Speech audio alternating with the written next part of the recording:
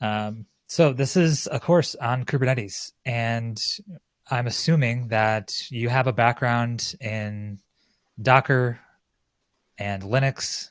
We'll be using Docker in the aspect of the how a container is built and using containers within Kubernetes, right? So I wouldn't necessarily say that you have to memorize Docker commands or know Docker Compose or even how to build images. It's just how containers work in general, and then how we can utilize those container images to be used with our Kubernetes clusters. In a Kubernetes cluster, there's two main components: a control plane component and a worker node component. The control plane component is the brains of the operation. That's why I have a little icon of a brain, or a person with a gear icon for a brain. So you have, we'll get into the control plane components in a second, but just know for now that the control plane is the brains of the operation. This is what's this is the functionality of Kubernetes itself, right? So this controls how pods are made, how pods are kept and maintained, and then also it contains the API. So it's the API which contains the resources and objects in Kubernetes, which we'll get to in the coming weeks.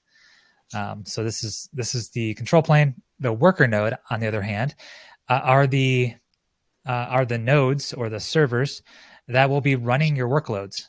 So when you create a pod or a deployment, for example, you are scheduling that. Now, granted, it's a 2-node cluster, so we have 2 different servers, control plane and worker node. The worker node will be responsible for running that pod or that deployment.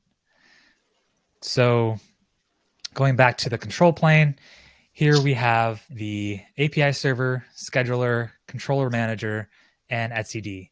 These are the components of a control plane.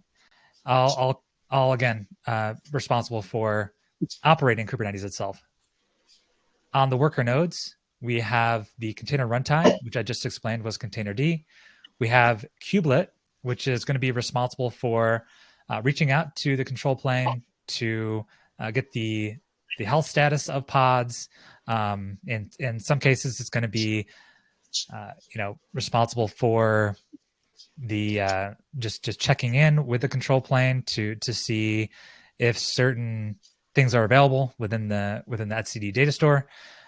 And then the kube-proxy is it's not a real proxy. It used to be. That's where the name comes from. But it is the mechanism that creates the IP tables rules. So the routing for network packets as they go from node to node within the cluster. And so if we, let's say we run a command called kubectl get pods, that message goes out to the kubelet and retrieves the information about the pods running on the worker nodes. And then we get back a response in the form of an output, that output being a list of pods that are running, essentially. In addition to our work in the book and our reading the book and doing the examples, the practice exercises in the book, the exam-like exercises, we'll also be going through some exercises in the Killer Coda lab environment. So this is the lab environment that is free to use for everyone. And you just go to killercoda.com and you can sign up and authenticate using Google or GitHub or what have you.